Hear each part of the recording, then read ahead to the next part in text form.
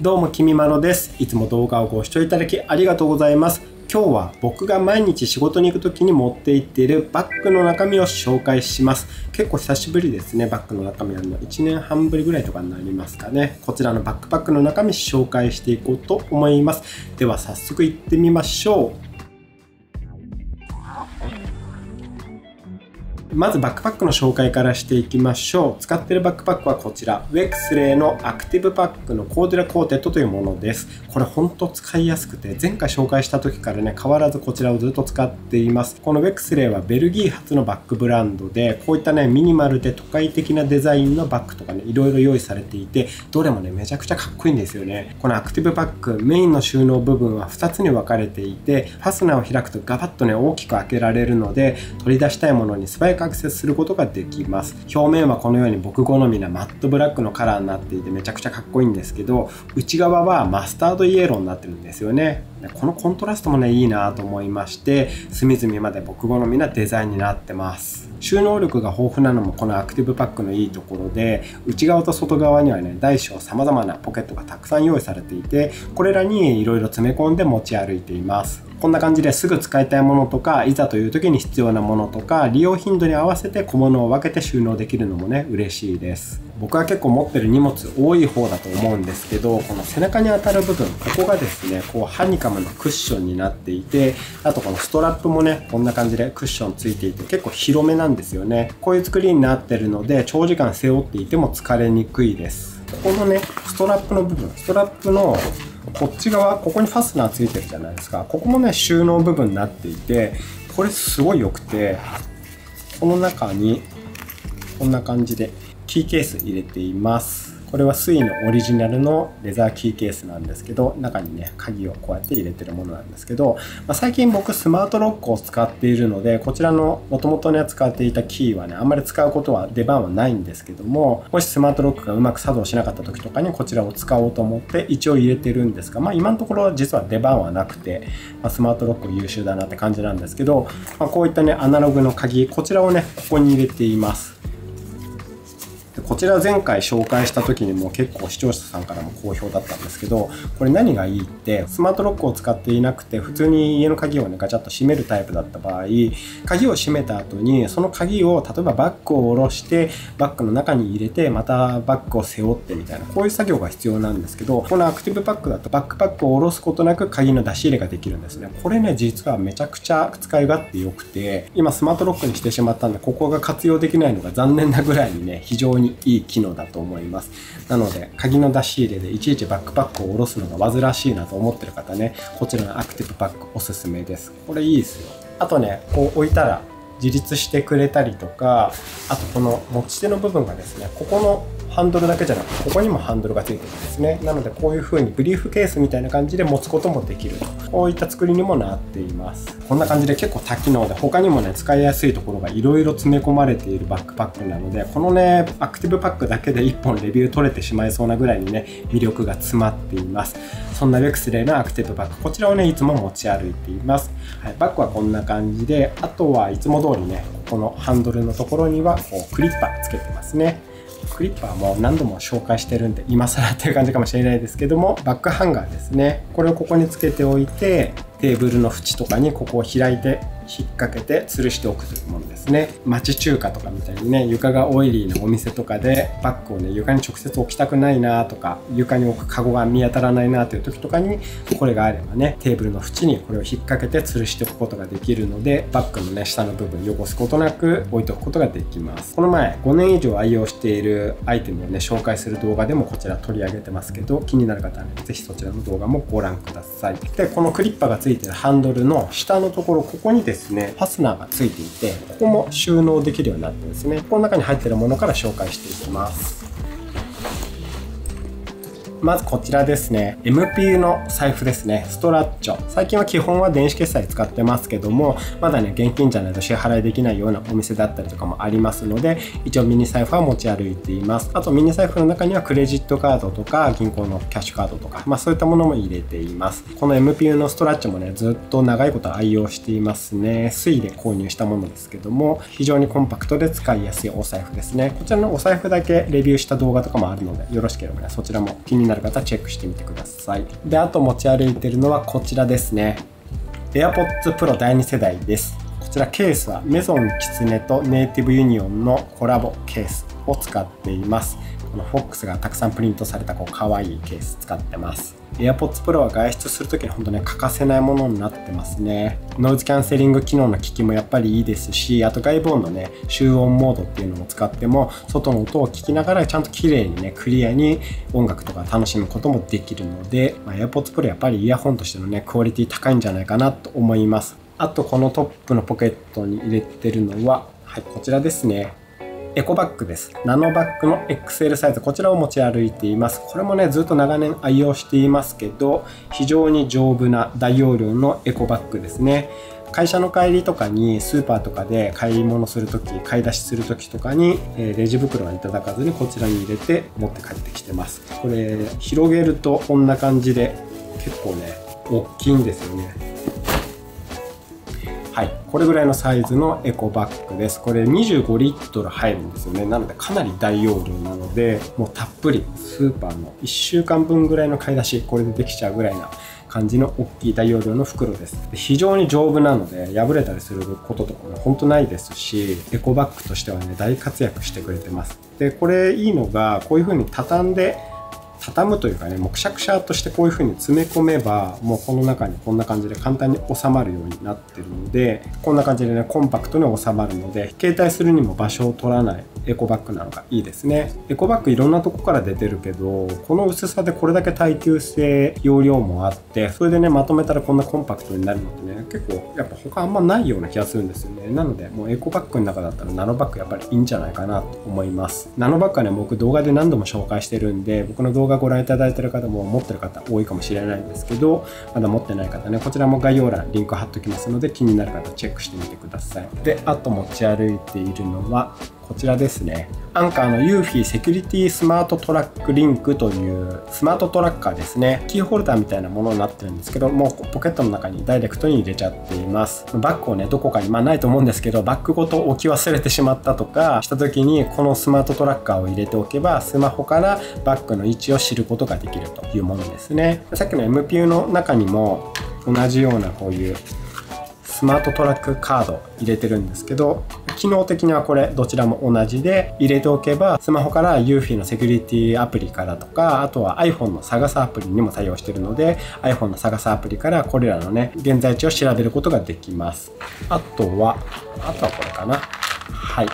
ミンティアですね。お口すっきりミンティア。こういうのは一つ入れています。今までね、ずっとヒントミントっていうところのやつ好きで買っていたんですけど、あれがね、お店で見つけられなくなっちゃったんで、オンラインで買ったりしていたんですけど、今ちょっとしばらく買い忘れてしまっていて、コンビニで普通に手に入るミンティア、これを入れています。このポケットの中はこんな感じですかね。続いてこのねガラッと開くメインのポケット部分見ていきましょう。ここもね大きくこの手前と後ろ2つに分かれているので、じゃあちょっと後ろの方から見ていきましょうか。こんな感じでガバッと開けることができます。こちらから見ていきましょう。ここに入れてるのがまずこちらですね。ラップトップ PC のスリーブですね。こちらも先ほどの AirPods のケースと同じくメゾンキツネとネイティブユニオンのコラボケースです。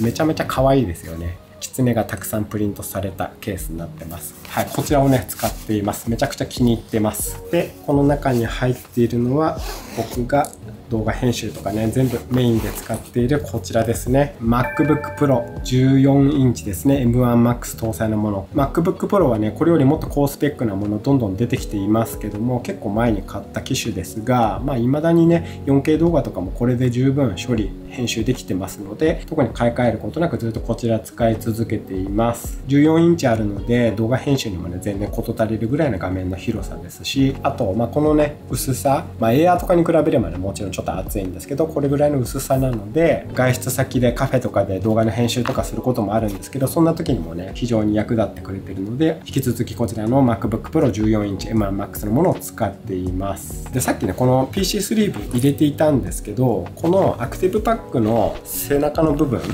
ここってこんな感じでクッションがついたポケットが1つと、あとこちら側にもねちゃんと2つあるので、実はスリーブなしでも全然クッションは効いてるんで、スリーブなしでもいいんですけど、単純にねこのスリーブがめちゃくちゃ気に入ってるんで持ち歩いちゃってます。あと MacBook Pro をこの中に入れて、これだけをね持ち歩いて近くのカフェに行ったりする時とかもあるので、そういった用途もあるので、出し入れが面倒っていうのもあって、これに入れたままバッグの中に入れてしまっていたりします。で MacBook Pro 裏面にはこんな感じでモフトのスタンドをつけています。このモフトのスタンドはこういう風に開けるとこう傾斜をつけられるんですね。画面開いてこう机に置いた時に少し角度をつけて画面を見ることができるというものですね。でこの角度も2段階つけられるので高さがね変えられます。これとあとこういう風にするともっとね角度高くなりますね。この高さとこの高さ、もう角度をね簡単に2段階で変えられるというのもこのモフトのスタンドのいいところですね。で折りたたむとこんな感じでめちゃめちゃ薄いんで PC スタンドをねつけてないぐらいな薄さになるので、いつも一緒に持ち歩いています。はい、こういった MacBook Pro 14インチと PC スリーブ、こちらをバックパックの後ろに入れています。あとこちらのメインコンパートメントに入ってるのがこちらですね。ガジェットポーチですね。ネイティブニオンの WFA テックオーガナイザーっていうガジェットポーチですね。こちらを使っています。こちら先ほどのスリーブと同じくネイティブニオンのガジェットポーチです。ネイティブニオンですね。はい、こちらのガジェットポーチ使ってます。これ紹介してなかったと思うんですけど、めちゃめちゃいいガジェットポーチで、こんな感じで台形になってるんですよね。そこの部分がマチがついていて台形になってるので、デスクの上に置いた時に自立してくれます。カフェとか特にそうなんですけど、 PC を置いてガジェットポーチ出した時にガジェットポーチをガバッと開いて置いておくと結構ねスペースを取るじゃないですか。だけどこれだったらこう置いた状態でここのポケットもガバッと開きますので、場所を取らずにこういう風にガジェットポーチを開いておくことができます。この縦型に開くガジェットポーチ探していたんですけど、これがめちゃめちゃいいなと思いまして、かなり気に入っています。デザインもかっこいいし、ここのファスナーの部分も見ていただくと分かると思うんですけど、止水ジップなんですよね。ちゃんとここのところにラバーのカバーがついているので、少しその分ね少し摩擦があるんで開けにくさは多少はあるんですけど、でも全然問題なく引っかかるって感じではないので、こんなかっこよくて機能性も十分なガジェットポーチなんですけど、こちらのガジェットポーチの中身見ていきます。まずこちら有線のイヤホンですね。ソニーの MDR-XE155 というのを使っています。これは主に動画編集するときに使っています。動画編集するときに AirPods Pro も持っていってるので、それでもいいんじゃないかって話もあると思うんですけど、やっぱり AirPods Pro だと Bluetooth 接続なのでちょっとね音の遅延があるんですよね。1フレーム単位で動画編集するときとかもあるので、その時に音がね遅延してしまっていたりずれたりしてしまっているとうまく編集できなかったりするので、動画編集するときは基本的に有線イヤホンを使っています。前もちょっとこの話したんですけど、有線イヤホンって結構ガジェットレビュアーの方とかだとファイナルの有線イヤホンをおすすめする方多いんですけど、個人的にはファイナルのね有線イヤホンだと音がこもって聞こえるんですよね。編集していてもね音が丸くなりすぎていて音取りにくいなって感じがあったので、僕はこちらのねもう少しビビッドな音質で聴けるソニーの MDR-EX155、 こちらをねずっと使っています。でこのイヤホンを束ねているのがタバラットのコードクリップというので束ねています。こう開くとこんな感じでイヤホン伸ばせるんですけど、ここにね切り込みがついているので、ここにこういう風にイヤホンのコードを挟んでいるので、クリップ自体をこう外した時に紛失してしまうなんてこともないですし、束ねる時もこんな感じでくるくるくるっと巻いて、でここで止めればいいというだけなので、非常にしまう時とかも楽なんですよね。なのでこちらのタバラットのコードクリップ、これもね欠かさず一緒に持ち歩いています。であと一緒に持ち歩いてるのがこれですね。 XP ペンの ACK05 という左手デバイスですね。これめちゃめちゃ気に入ってるガジェットで、これ単体でちょっとレビューしてもいいかなとか思ってるぐらいなんですけども、動画編集が格段にやりやすくなる左手デバイスです。ここにキーを割り当てて、ショートカットキーを割り当てて、しかもここがホイールになってるので、ここのホイールにもショートカットキーを割り当てて、これをこういう風に回しながらタイムラインを移動させたりとかしながら、でここのショートカットキーでカットとかペーストとかそういったものを処理することができるという、ノートパソコンをこちら側に置いて、その左手でショートカットコントロールができるというデバイスなんですね。で一応向きとしてはここに XP ペンというこの向きで書いてあるんで、正しくはこの向きで使うのがいいと思うんですけど、僕ねこれ逆にして使ってます。多分逆の方が圧倒的に使いやすくて、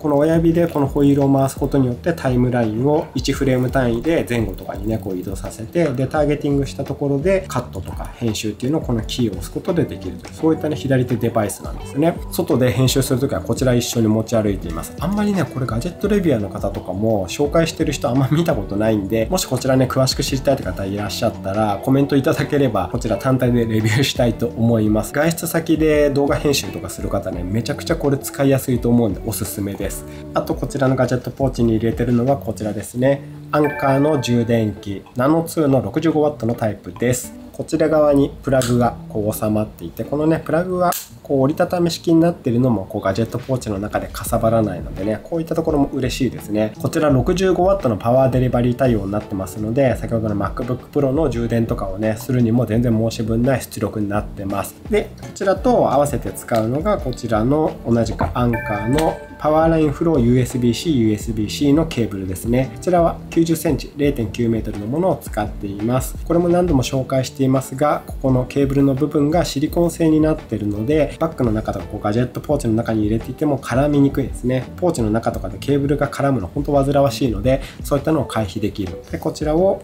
こう挿しまして MacBook Pro を充電したりとか、あとやっとね iPhone も USB-C 対応になりましたので iPhone 15 Pro Max 僕使ってますけど、それを充電する時とかもこちら使っています。とりあえず充電器と充電ケーブルはね、もうこれがあれば十分かなと思っています。あと一応ね、モバイルバッテリーも持ち歩いています。こちらですね。同じくアンカーのアンカーナノパワーバンクです。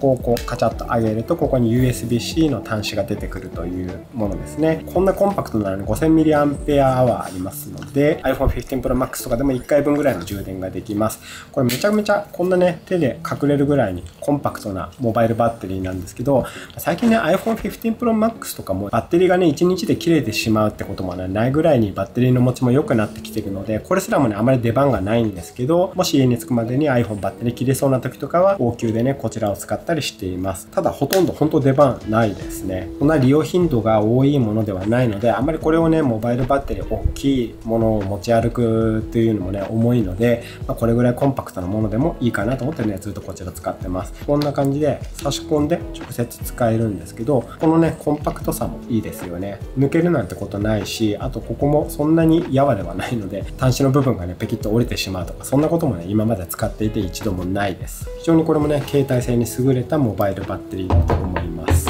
あとはこちらですね。こちらもアンカー製ですけども、ポータブルマグネティックチャージャーというものです。これは Apple Watch を充電するときに使うものですね。こちらのキャップ外すとこういう風に USB-C の端子が出てくるので、先ほどの充電器ここに差し込んで、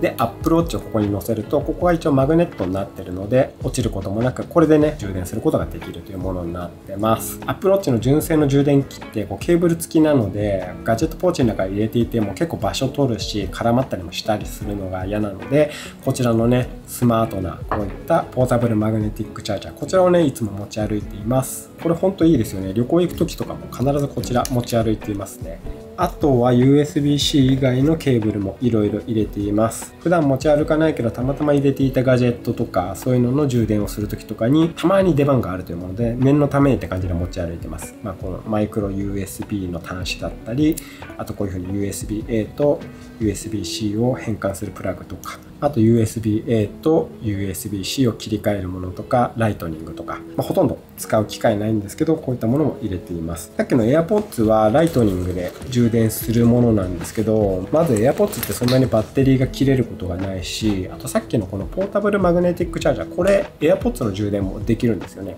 なのでこれがあればとりあえず AirPods の充電もライトニングを使わないでもできるので、一応持ち歩いてるって感じですね。あとガジェットポーチに入ってるのは最後これかな。SD カードリーダーですね。これはサテチのものを使っています。すごいコンパクトで、USB-C 端子なので MacBook とか、あと iPhone にも直接つなぐことができて、SD カードとマイクロ SD カード両方読むことができる。しかもこれ UHS-2 対応なので高速でねデータ転送ができるんですね。それもいいんですよね。ちょっと後で紹介しますけど、リコーの GR3X 僕普段持ち歩いてるんですけど、 GR3X で撮影したデータを iPhone とか MacBook Pro に読み込むときにこちら使っています。あとはガジェットポーチ、最後はこちらですね。おなじみのエレコムのクリーニングクロスですね。 S サイズのものを使っています。家ではこれ M サイズを使っていて、 M サイズの方がもちろん大きくて使いやすさはあるんですけど、外にね、持ち歩く分にはもうこれでいいかなと思います。本当にこのね、エレコムのクリーニングクロスの汚れ取り能力は本当にすごくて、iPhone の画面とかも例えば今、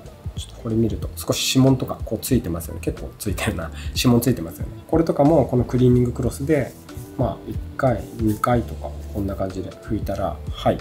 もう指紋一掃できましたね。めちゃめちゃ綺麗になりますよね。こんな感じでクリーニング力めちゃくちゃ高いんですね。iPhone の画面だったり、あと MacBook Pro の画面を拭くときとかもこちらでね、もう十分拭き取れるのでこれを使ってます。はい。こんな感じのものをこのネイティブユニオンのガジェットポーチの中には入れています。ガジェットポーチの中はこんな感じで、まだバッグの中いくつか入ってるので紹介していきます。はい、こちらです。これはですね、開けますと出てきました。はい、メガネですね。こちらのあやめのマンレーというメガネです。これ最近買ったお気に入りのチタニウムフレームのメガネですね。僕視力そんな悪いわけではないので、度が入ってない伊達メガネですね。これね、あとケースちょっと可愛くて、これ折りたたむとこんな感じで、こんな薄くなるんですよね。で、開くと、こういう風に三角形のケースになる。ちょっと面白い形のケースですよね。ケースはこんな感じで、はい、こちらのあやめのメガネ。今まであんまりこういった細いフレームのメガネ選んでこなかったんですけど、最近ね、ダイエットして少し顔がシュッとしてきたので、こういうのも似合うかなと思って買ってみたんですけど、どうですかね。こんな感じなんですけど、似合ってるよ、似合ってないよってね、皆さんのコメントもお待ちしています。あとこちら入れてるのはこれですね。キントーのステンレスボトル。こちら 500ml のものを使っています。これまず僕ね、デザインが大好きなんですよね。このマットブラックのね、ちょっと粉体塗装みたいな感じのサラサラとした表面で、ロゴもね、ここにキントーって控えめに入ってるだけで、このミニマルなデザインっていうのも良くて、あとこの蓋の部分、ここがね、台形になってるので、手がね、引っかかりやすいんですよね。このね、バッグの奥の中に入ってしまっていても、指をこう引っ掛けて取り出しやすいので、蓋の部分がこういう形になってるの、実はめちゃくちゃ使いやすいんですね。で、これ蓋取ると、こんな感じで360度どこからでも飲めるような形になってるので、非常にね、飲みやすい。このね、作りも非常に気に入ってます。これ 500ml 入るので、最近はね、もう暑くなってきたので、この中にね、たっぷりコールドブリュー、水出しのね、コーヒーを入れて、氷も入れて持ち歩いています。容量もたっぷりでデザインもかっこよくて、機能的なね、このキントーのステンレスボトル、こちらもね、かなり気に入ってます。ずっと使ってますね、これも。で、この大きいポケットは、あとは最後、これですね。はい、これ、なんだかわかりますか？これザウバークーゲルというところのゴミ取り粘着ボールですね。バッグの中って知らないうちにそこにたくさんホコリとかゴミ溜まってるじゃないですか。で、僕あれどうにかなんないのかなと思って Amazon でいろいろ探していたら、こういったものを見つけまして、これをね、結構前から入れて使っています。周りがこうハニカムなフレームがついていて、内側に粘着ボールがついてるんですね。この粘着ボールがバッグの底の部分でコロコロ転がってゴミを吸着して取ってくれると。なのでバッグの底にゴミがたまらないという、そういうものですね。ちょっと分かりにくいんですけど、青い点とかちょっと毛とかついてますよね。こんな感じで内側の粘着ボールにだけくっついて、表面はくっつかないの。表面はね、サラサラしてるフレームでしかないので、バッグの中を転がってゴミを取ってくれるというものですね。かなり綺麗にゴミ取ってくれるので、ちょっと他のポケットにも入れようかなとかも思ってます。ザウバークーゲルってどこだ？ドイツとかかな。はい、っていうところのゴミ取り粘着ボールですね。こちらも気になる方、概要欄にリンク貼っておくんで、よかったらチェックしてみてください。はい、こちらも一緒に入れています。はい、この大きいポケットは以上ですかね。続いてこちらのフロントコンパートメント、こちらの中身を見ていきましょう。まずはこちらから紹介していきましょう。先ほども少し話題に上りましたが、こちらです。リコーのコンパクトデジカメ GR3X です。ほんとこれ楽しいカメラですね。ストリートスナップがめちゃめちゃ楽しくなります。こちらはすぐに起動できてサクサクとね、ストリートスナップを通っていけるので、街を歩いていて気になったところをね、サクッと撮影することができます。こんなにコンパクトなのに APS-C センサー内蔵なので、かなり綺麗なね、描写ができます。僕この前台湾でね、ライカのストリートスナップなんなんかやりましたけど、レイカはね、やっぱり一枚一枚写真を撮るときにストリートスナップといえどもね、少しこうしっかり集中して撮らなきゃいけないなって感じがやっぱあるんですけども、このね GR3X はこう肩の力を抜いてサクサクっとね撮影するっていうのがねいいですね。サクサクっと撮るのであればもちろんね iPhone 15 Pro Max とかでもいいんですけども、やっぱり iPhone より描画力というところはね格段に上だったりするので、ライカより気軽に撮れるけれども iPhone よりしっかり撮れるというふうに僕は位置づけていて、こちらをねストリートスナップカメラとして持ち歩いて使っています。ちなみにストリートスナップではないですけど、僕がスレッズで毎日1枚ずつアップしている1日1草といううちにある植物を1日1つずつ